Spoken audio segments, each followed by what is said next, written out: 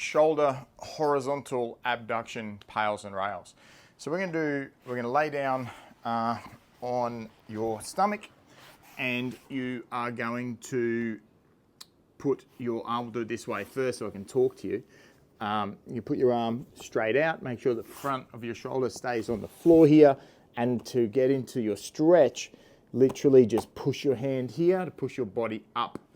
I actually like to use my leg here as well, give myself a nice good stretch and just hold here. So you're going to hold here for 2 minutes. I'll show you from the other side. You're going to be here. Once again, use this hand to push up. I use my leg there as well, just for a nice solid base. Just going to hold this position. So we're going to hold this position for 2 minutes.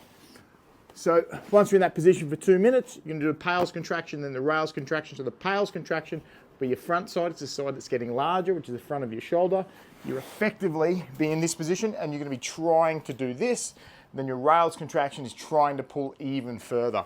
So what we're doing with the rails contraction is trying to lift your arm off the floor, keep that front delt, that shoulder on the floor, and even using the stuff at the back of the shoulder to pull yourself into a bigger stretch. So here we are, you're going to sit here for 2 minutes. Once that 2 minute stretch is up, take a big breath and then start ramping up the intensity. So everything on that front of that shoulder is driving your arm into the floor.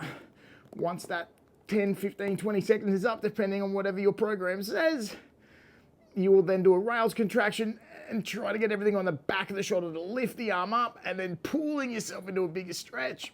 Hold that for as long as the program says, and then relax.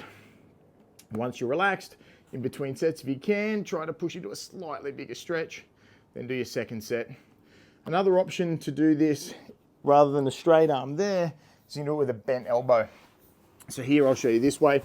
Personally, I actually find there's a smaller range of motion with the bent elbow and a bigger stretch. I actually really like it this way myself, but you can obviously play around with bent elbow and straight. I'd recommend probably try them both and see which one you feel sort of the most contraction in and the biggest stretch on the front and contraction on the back. So that contraction on the back, you're really trying to actively like pull that arm up.